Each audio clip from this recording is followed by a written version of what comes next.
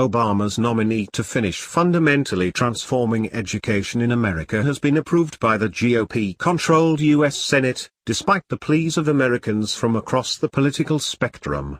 Apparently the establishment wing of the Republican Party just cannot help itself when it comes to surrendering to Obama, even on so-called education and the minds of America's future generations. In what is being touted by the establishment press as a bipartisan move, 7 GOP senators, all elected to stop Obama, joined forces with Democrats on Monday to confirm the deeply unpopular pro-Common Core nominee for U.S. Education Secretary, extremist John King, shown. The latest GOP surrender came just a few months after the Republican-controlled Congress literally conspired with the White House to impose Obama's entire education agenda on America with the unconstitutional Every Student Succeeds Act, ESSA. Under King, the implementation of that radical agenda will continue uninterrupted. Critics were outraged, though, and vowed not to let the matter go. King has been serving as acting U.S. Education Secretary since the recent departure of Obama's last ultra-unpopular education chief, Common Core pusher Duncan. Among other alarming statements and actions, Duncan has boasted publicly about using the weapon of government education to transform American children into green citizens, with the United Nations education organ UNESCO as his global partner. The man responsible for bribing and bullying some 45 states into adopting the extraordinarily unpopular and widely criticized Common Core regime also called for government-run boarding schools, saying there are just certain kids we should have 24/7. Throughout the end of Duncan's almost universally reviled tenure, King served as his deputy and advisor.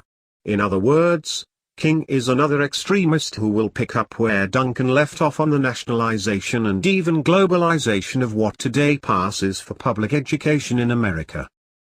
King was so extreme, and so hostile to the concerns of parents, students, and teachers, that even big government-loving New York State rose up against him during his 2011 to 2014 stint as New York Education Commissioner. From leading liberal newspapers and leftist policymakers to conservative activists and Republican lawmakers, King managed to infuriate practically everyone with his disastrous tenure. Among other outrages, critics pointed to his trampling of privacy and parental rights, ignoring outraged citizens and teachers, and imposing a testing regime and Obama-backed national standards that sparked the largest opt-out of testing in the state's history.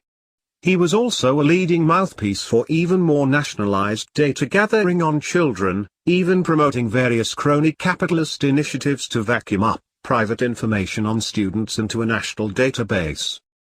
In 2014, even the 600,000-member-strong New York State Teachers Union voted, unanimously, to demand the ouster of King for trampling the public in his fiendish drive to impose Common Core at all costs. We'll have to be the first to say it's failed. New York State United Teachers President Richard Iannuzzi was quoted as saying at the time about King's ham-handed efforts to foist Common Core on New Yorkers against their will. King was also a leading proponent of charter schools, which must use Common Core and have also sparked a backlash even among many conservatives for using public funds without accountability to taxpayers and voters via elected school boards. His time destroying what remained of education in New York was so bad that multiple schools districts in the state passed resolutions demanding that the U.S. Senate reject his nomination. Despite the controversy all across the political spectrum surrounding the nominee, Obama was an enthusiastic cheerleader, confident that King would help cement the educational component of his fundamental transformation of America. There is nobody better to continue leading our ongoing efforts to work toward preschool for all, prepare our kids so that they are ready for college and career, and make college more affordable, Obama said in a statement touting King and demanding Senate confirmation for him. Of course, there is no authority in the Constitution for the federal government to be involved in preschool, college, or even education. Not that education is the Fed's goal, anyway. And the 10th Amendment specifically reserves all those powers to the states or the people. But thanks largely to Obama's Republican enablers in Congress, the ongoing process of destroying and federalizing American education while enriching crony capitalists will continue. Leading the charge to approve Obama's nominee was Senator Lamar Alexander, Republican Tennessee, the chair of the Senate Education Committee and a lead player in imposing Obama's education policy on America while deceitfully pretending to fight it. We need an education secretary confirmed by and accountable to the United States Senate so that the law fixing No Child Left Behind will be implemented the way Congress wrote it, claimed Alexander, who has a Freedom Index score of 54%, indicating a serious lack of faithfulness to the U.S. Constitution he swore to uphold. Alexander, former Education Secretary during the George H.W. New World Order Bush administration, also continued his efforts to deceive Americans about the ESSA he shepherded through Congress. That deceit, of course, has already been exposed by the New American and even by Obama's previous Education Secretary, Duncan, in media interviews. If you look at the substance of what is there, in the ESSA, embedded in the law are the values that we've promoted and proposed forever, Duncan gloated to Politico Pro, adding that he was silent on the bill before it passed at the request of deceitful GOP lawmakers who were trying to stab their constituents in the back without raising alarm. The core of our agenda from day one, that's all in there: early childhood, education, high standards, Common Core, not turning a blind eye when things are bad. For the first time in our nation's history, that's the letter of the law. Obama even called it a Christmas miracle before signing the establishment Republican-backed statute enshrining his unconstitutional agenda. Alexander, though, apparently thinks voters are either idiots or not paying attention. This is such an important year for our nation's 100,000 public schools.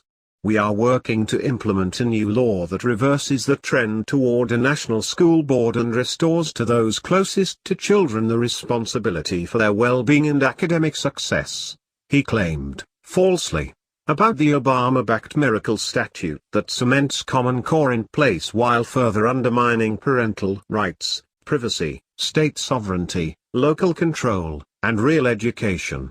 That's why, in December, I urged the President to send to the Senate a nominee for Education Secretary, and I'm glad there's now someone confirmed and accountable to Congress as we implement this new bipartisan law that represents such a dramatic and important change in direction for federal education policy.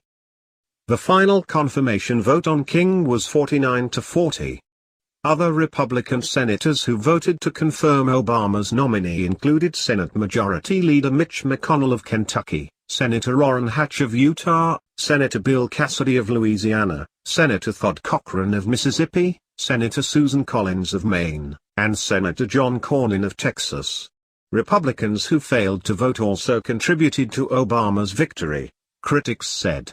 Those included Senator Ted Cruz of Texas, Senators John McCain and Jeff Flake of Arizona, Senator Mark Kirk of Illinois, Senator Rob Portman of Ohio, Senator Marco Rubio of Florida, and Senator Pat Toomey of Pennsylvania. Except for one Democrat senator from New York, Kirsten Gillibrand, who was no doubt under tremendous pressure from constituents who experienced King firsthand, all Democrats who voted on the confirmation supported Obama, King, and Common Core.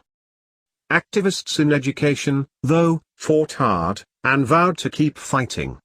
The group United States Parents Involved in Education, USP, which sponsored a Twitter action page and a Twitter rally leading up to the final confirmation vote, helped send some 20,000 tweets bearing the hashtag #StopJunking to U.S. senators with a variety of messages. All of them were aimed at persuading senators to vote no on the King nomination. The organization, which hopes to abolish the U.S. Department of Education and restore local control over schools, first got involved after the initial subcommittee hearing. After sustained pressure, the number of senators supporting King declined. But more action is needed to hold lawmakers accountable. We are very pleased with the Republican senators who stood up to the leadership on this issue and voted with the people, explained USP President Sheriff Yu.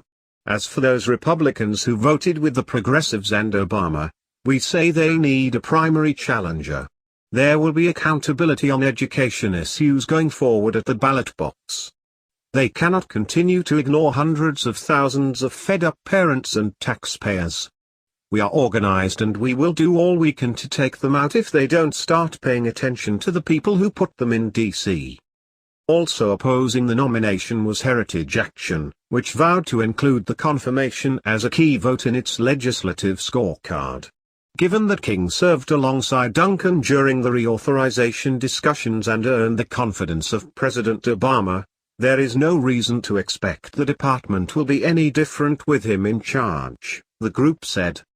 In fact, it only serves to reinforce that due to Obama's frequent and general lawlessness, the Republican-controlled Senate should stop confirming any of Obama's non-security-related nominees.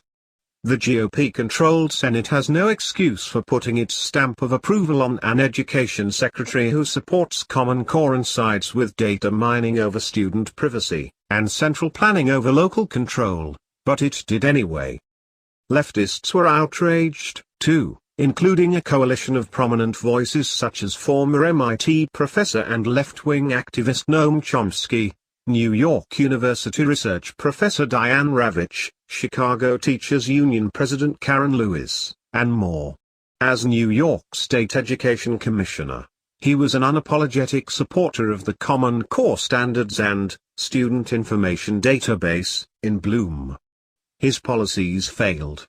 While test scores are flawed metrics, in 2013, just 31% of students in New York passed the English and Math standardized tests, the group said in an open letter.